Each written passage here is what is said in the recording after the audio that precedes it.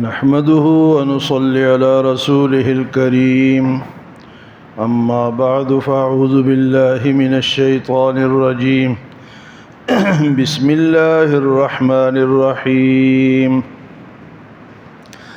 أذلك خير نزلا أم شجرة الزقوم إنا جعلناها فتنة للظالمين إنها شجرة تخرج في أصل الجحيم طلعها كأنه رؤوس الشياطين فإنهم لآكلون منها فمالئون منها البطون ثم إن لهم عليها لشوبا من حميم ثم إن مرجعهم لإلى الجحيم إنهم ألفوا آباءهم ضالين فهم على آثارهم يهرعون ولقد ضل قبلهم أكثر الأولين ولقد أرسلنا فيهم منذرين فانظر كيف كان عاقبة المنذرين إلا عباد الله المخلصين.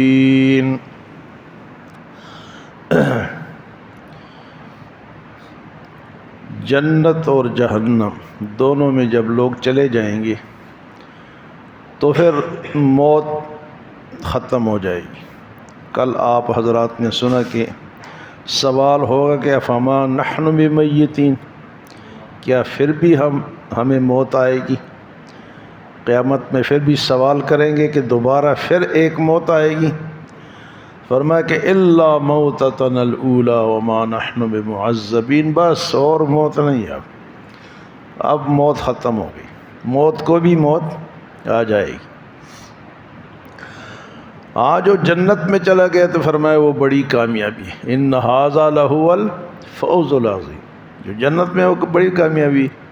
اور جو جہنم میں چلا گیا وہ خسارے میں، خسران میں. فرمایا کہ جنت میں جانا چاہتے ہو تو یہ باتیں پیچھے ہم سن چکے ہیں، تو فرمایا کہ اس کے لیے پھر لمثل ھذا فلیعمل العاملون، ایسے اعمال کرنے پڑیں گے، جنت والے اعمال کرنے پڑیں گے تو انشاءاللہ ملے گی. پھر فرمایا کہ آج کی جو آیات ہیں، فرمایا اذالک خیر نزلا ام شجرۃ الزقوم، کیا یہ مہمانی بہتر ہے یا طوہر کا درخت کھانا؟ یعنی جنت کے آپ پیچھے سن چکے ہیں نا کہ ایسے ایسے انعامات ہوں گے، حوریں ہوں گی، فلاں ہوگا فلاں. فرمایا یہ مہمانی بہتر ہے. اذالک خیر نزلا، یہ اللہ کی مہمانی ہوگی. جنت کیا ہوگی؟ اللہ میزبان ہوگا اور ہم مہمان ہوں. کتنی بڑی بات ہے. اذالک خیر نزلا، ایک جگہ اللہ پاک فرماتے ہیں نزلا من غفور الرحیم، یہ غفور الرحیم کی طرف سے تمہاری مہمانی ہے. فرمایا اذالک خیر نزلا، یہ جو پیچھے باتیں جنت اور جہنم کی گزر چکی ہے تو جنت کی جو مہمانی ہے یہ بہتر ہے ام شجرۃ الزقوم، یا زقوم کا درخت، طوہر کا درخت. طوہر کا ایک درخت ہوتا ہے، حدیث میں آتا ہے کہ اگر اس کا ایک قطرہ بھی دنیا میں آ جائے تو ساری دنیا کے مزے ختم ہو جائے، سب کڑوا ہو جائے، سب کچھ کڑوا ہو جائے. زقوم کا جو طوہر کا جو درخت ہے اس کی جو ذائقہ ہے وہ کڑوا ہے، اور اتنے بڑے بڑے اس کے اوپر کانٹے لگے ہوتے ہیں. اگر آپ حضرات نے دیکھا ہو، یہاں تو شہروں میں نہیں ہے، گاؤں میں لوگوں نے اپنی زمینوں کے باڑ لگائے ہوئے اس کے ذریعے سے، اس کے اندر جانور نہیں جا سکتے ہیں کہ اتنے بڑا بڑا اس کا کانٹا ہے، سفید کانٹا ہوتا ہے اور سبز وہ درخت ہوتا ہے. سبز وہ پودا ہے، درخت تو نہیں ہے لیکن کڑوا ہے. اور یہاں دنیا میں بھی اس کی مثال موجود ہے، لیکن یہ اور اس میں پھر فرق بھی ہوگا. فرمایا کہ جو جنت کی مہمانی ہے یہ بہتر ہے یا وہ کھانا طوہر کا درخت؟ تو جہنم میں وہ ہوگا. کھانے کے لیے کیا ملے گا جی؟ طوہر کا درخت ملے گا. فرمایا انا جعلناها فتنة للظالمین، ظالموں کے لیے ہم نے وہ آزمائش بنائی ہے، ان کو کھانا پڑے گا۔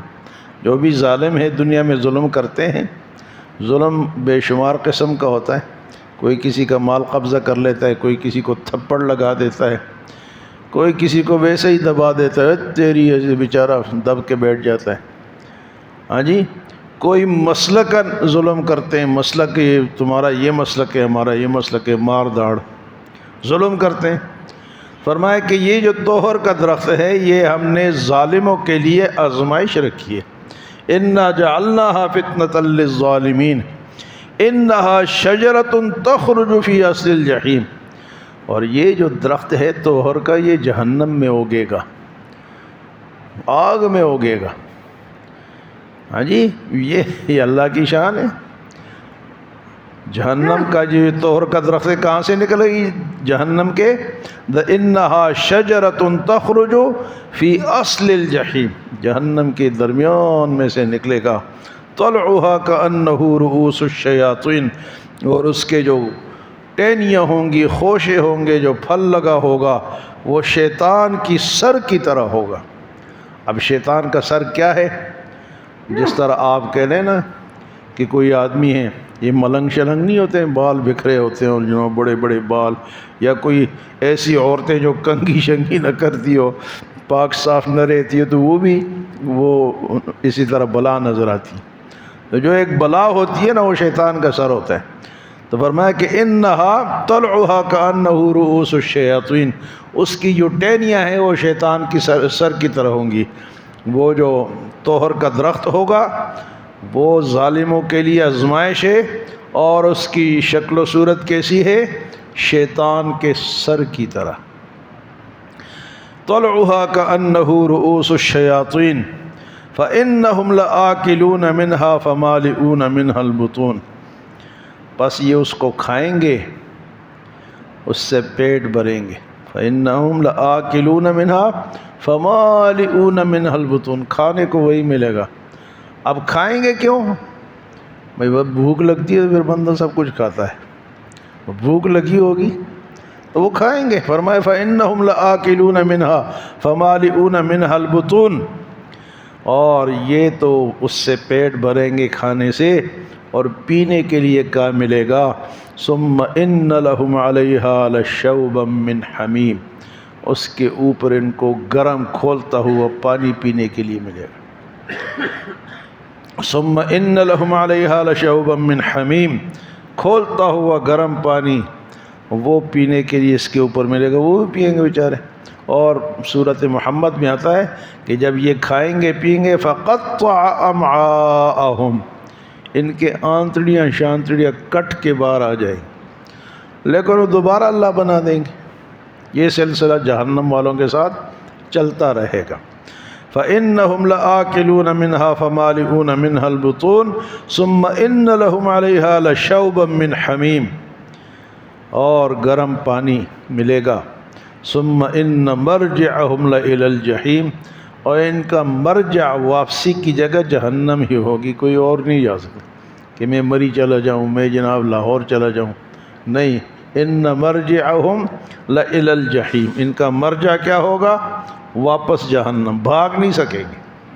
ثم ان مرجعهم لإلى الجحیم انہم الفوا آباءہم ضالین، اور اس کی وجہ کیا ہوگی کہ یہ گمراہ ماں باپ کے پیچھے چلتے رہے۔ ماں باپ گمراہ تھے، جاہل تھے، جٹ تھے، یہ بھی پیچھے چلے۔ بھائی جی آج بھی آپ کہتے ہیں کہ ہمارے باپ دادا کا طریقہ تو یہی ہے، چاہے وہ اسلام کے شادیوں میں فوتگیوں میں ہم کرتے ہیں سارے۔ کوئی فوت ہو گیا، جی نہیں ہم نے تو یہ، وہ یہاں سے بعض لوگ کیا کرتے ہیں کہ میت کے ساتھ وہ چھوارے لے جاتے ہیں، کوئی فروٹ لے جاتا ہے، وہ قبرستان لے جاتے ہیں، میت جا رہی ہے اس کے ساتھ یہ چیزیں بھی جا رہی ہیں، تو یہ کیا ہے؟ اور پھر جب وہ مر جاتا ہے، جب ہم تیسرا کرتے ہیں تو یہ جو قل ہے، قل کا کیا مطلب ہے؟ آپ میں سے کسی کو پتہ ہے جی؟ آپ میں سے کسی کو پتہ ہے قل کا کہ وہ کیا چیز ہے؟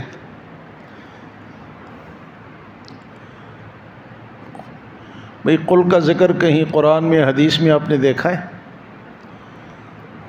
اب اس کو کہتے ہیں کیا ہے، انہم الفوا آباءہم ضالین، یہ گمراہ ماں باپ کے پیچھے چلتے رہے. ہم بھی آج چھوڑ نہیں رہے. کسی نے وہ چھوٹے چھوٹے چنوں کے تیلے بنائے ہوتے ہیں، کسی نے کیا بنایا ہوتا ہے، کسی نے کیا کوئی گٹلیاں لا کے رکھتے تھے، یہ پڑھو جی قل پڑھو. کیا قل کیا ہے، چیز کیا ہے بتاؤ؟ ہمیں تو نہیں پتہ، لیکن ہمیں بھی مجبور کرتے مولوی صاحب تسی تے پہلے آؤ نا، تہاڈا کام پہلے کریے. قل ساڑی قل کرا، وہاں کہتے ہیں جی آپ نے قل کا اعلان نہیں کیا. جنازے میں کہتے ہیں انہم الفوا آباءہم ضالین، یہ گمراہ ماں باپ کے پیچھے.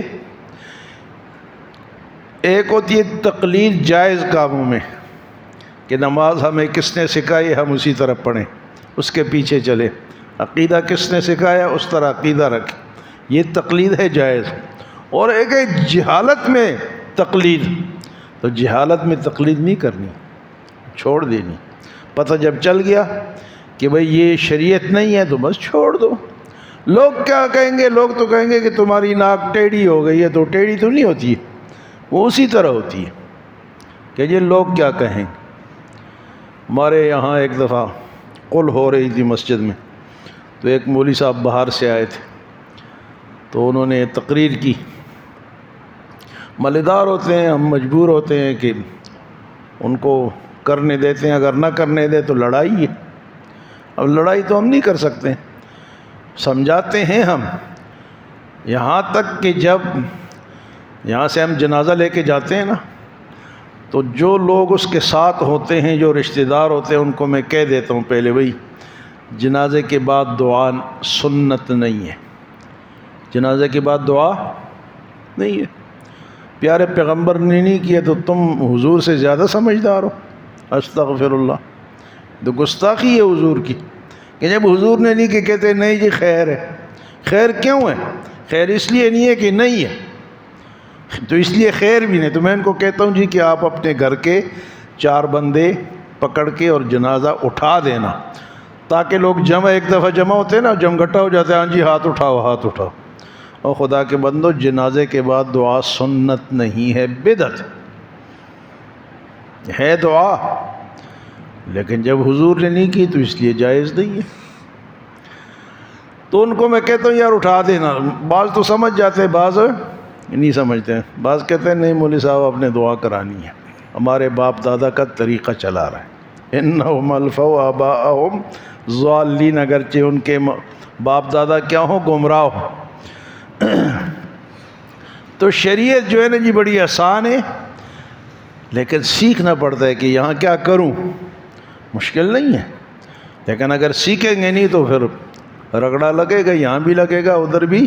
یہ ساری باتیں جو جہنم کی ہو رہی ہے انہی لوگوں کے لیے جو شریعت کے خلاف چلیں گے. انہم الفوا آباءہم ضالین، یہ کیونکہ یہ بے شک پیروی کرتے تھے گمراہ ماں باپ کی. فہم علی آثارہم یہرعون، انہی کے قدموں میں، انہی کے آثار پہ دوڑتے رہے. وَلَقَدْ ضَلَّ قَبْلَهُمْ أَكْثَرُ الْأَوَّلِينَ، اور اسی طرح بے شمار پہلے لوگ بھی گمراہ ہو کر گزرے ہیں پہلے زمانوں میں. وَلَقَدْ ضَلَّ قَبْلَهُمْ أَكْثَرُ الْأَوَّلِينَ، اور یہ بات بھی نہیں ہے کہ ان کو سمجھایا نہیں گیا. وَلَقَدْ أَرْسَلْنَا فِيهِمْ مُنذِرِينَ، ہم نے اپنے رسول وہاں بھیجے جو ان کو سمجھاتے رہے، ڈراتے رہے. وَلَقَدْ أَرْسَلْنَا فِيهِمْ، گمراہ گزرے ہیں، لیکن گمراہی اسی طرح ہے جس طرح آج ہے، مانتے نہیں ہیں. وہ بھی نہیں مانتے تھے، حالانکہ رسول آئے ہیں ان کے پاس. اللہ پاک قرآن میں فرماتے ہیں بصورت بنی اسرائیل میں کہ ہم نے کوئی ایسے لوگوں کو عذاب نہیں دیا جن تک ہمارا پیغمبر نہ پہنچا. ویسے ہم نے عذاب نہیں دیا، عذاب تب دیا جب پیغمبر آیا، سمجھایا، اور پھر نہیں مانے، پھر جا کے. وَلَقَدْ أَرْسَلْنَا فِيهِمْ مُنذِرِينَ، اور ہم نے بھیجے ان میں ڈرانے والے اپنے رسول. فَانظُرْ كَيْفَ كَانَ عَاقِبَةُ الْمُنذَرِينَ، پس دیکھو جن کو ڈرایا گیا ان کا انجام کیا ہوا. ڈرایا گیا، بتایا گیا، لیکن نہیں مانے تو فرمایا پھر انجام کیا ہوا. فانظر کیف کان عاقبۃ المنذرین، پس دیکھو ان لوگوں کو جن کا انجام جو ہے، ڈرانے والوں کا انجام کیا، اور ڈرایا بھی کیا، بتایا بھی کیا، پھر بھی نہیں مانے۔ فرمایا ان کا انجام سن لو، ہاں الا عباد اللہ المخلصین، لیکن میرے مخلص بندے بچ گئے، الا عباد اللہ۔ تو مخلص کون ہے جی؟ آپ کو بتاتا ہوں، پھر آپ یاد نہیں رکھتے ہو۔ مخلص اخلاص والے کون ہیں؟ بولو نا جی، آپ بول دو، چلو یار یاد کرایا آپ کو۔ مخلص اس کو کہتے ہیں، یا اخلاص اس کو کہتے ہیں جو کام اللہ کے لیے کیا جائے، یہ مخلص ہے۔ تو فرمایا مخلص بچیں گے، الا عباد اللہ۔ بتایا نا کہ کسی بھی عمل کے قبولیت کے لیے 3 شرطیں ہیں، وہ شرطوں میں ایک شرط یہ بھی ہے نا، آپ بھول گئے نا، عمل، نیک عمل، مثلا نماز ہے، روزہ ہے، حج ہے، زکوٰۃ ہے، صدقہ ہے، خیرات ہے، قبول کب ہوگا؟ جب اس میں 3 شرطیں پائی جائیں گی۔ وہ 3 شرطیں کیا ہیں؟ آپ لوگ یاد نہیں کرتے ہو، میرے طرح سارے نالائق۔ ہاں جی، تو وہ کیا ہے کہ پہلی شرط کیا ہے کہ ایمان ہو، بے ایمان کا عمل قبول ہو، کافر کا نہیں ہے، کافر کا نہیں ہے۔ مسلمان کتنا ہی گناہ گار ہوگا، لیکن اگر اس میں ایمان ہے تو اس کا عمل قبول ہوگا۔ پہلی شرط کیا ہے؟ صاحب ایمان ہو۔ دوسری شرط کیا ہے؟ کہ وہ کام اخلاص سے کیا گیا ہو۔ دوسری شرط کیا ہے؟ اگر آپ نے اخلاص سے نہیں کیا، آپ نے ہزاروں لاکھوں خرچ کر ڈالے، لیکن دیکھو جی فلاں سیٹھ صاحب نے، فلاں ہاں جی مولوی صاحب نے، فلاں حاجی صاحب نے یہ دیگوں کی لین لگائی ہے، نہیں، یہ جو بعض دفعہ ہوتی ہے نا، جس طرح قل ہو گیا، فلاں ہو گیا، فلاں ہو گیا، یہ لوگ کھا کے پیٹ پہ ہاتھ مار کے چلے جاتے ہیں۔ بہت کم ایسے ہوں گے جو دعا بھی کر کے جاتے ہوں گے، کہیں گے چل یار اس کا مال آج ہم نے بھی کھا لیا، اس کا مال آج ہم نے بھی کھا لیا۔ دعا والے، وہ آپ کو میں نے سنایا نا کہ ایک آدمی تھا، اس نے بیٹی کی شادی کی، بڑا جناب کھانا دیا، لاکھوں ارب روپے لگائے، اور ساتھ ساتھ ایک اشرفی بھی دی، پیسے بھی دیے، جس طرح آج کل آپ کہہ رہے ہیں کہ 10 ہزار روپے بھی دیے، کھانا بھی دیا، 10 ہزار روپے بھی دیے۔ پھر راستے میں بیٹھ گیا کہ میں دیکھوں کہ یہ لوگ کہتے کیا ہیں۔ لوگ کھا کے جا رہے ہیں، 10 ہزار بھی جیب میں رکھ رہے ہیں، اور کہہ رہے ہیں اگر 20 دے دیتے تو اس کو کیا کمی تھی، اگر وہ 20 دے دیتا تو 10 دیے تو 20 دے دیتا۔ تو لوگ کبھی خوش نہیں ہوں گے۔ تو شرطیں میں آپ کو بتا رہا تھا کہ پہلی شرط ہے ایمان، دوسری شرط ہے اخلاص، اور تیسری شرط کیا ہے جی؟ سنت کے مطابق حضور صلی اللہ علیہ وسلم کی مہر لگی ہو، آپ نے پورا راجہ بازار چمکا دیا، لائٹیں لگا دی، یہاں سے جناب لیاقت باغ تک لائٹیں ہی لائٹیں ہیں۔ اب کیا حضور صلی اللہ علیہ وسلم نے یہ کام کیا ہے؟ صحابہ نے کیے، تابعین نے کیے، تبع تابعین نے کیا ہے، آپ کرتے ہو، اس پر حضور کی مہر نہیں ہے۔ جب نہیں ہے تو ناقابل قبول ہے، جب نہیں ہے تو یہ 3 باتیں یاد رکھو اور ہر ایک کو بتاؤ۔ یہ 3 باتیں مرنے میں بھی بتاؤ، اور شادیوں میں بھی بتاؤ، اور کوئی کام آپ کا پیش آتا ہے اس میں بھی بتاؤ۔ بھئی یہ 3 شرطیں، ایمان، اخلاص اور سنت، ایمان، اخلاص اور سنت، ایمان، اخلاص اور سنت، ایمان، اخلاص اور حضور کی مہر صلی اللہ علیہ وسلم۔ اللہ ہمیں عمل و سمجھ کی توفیق عطا فرمائے۔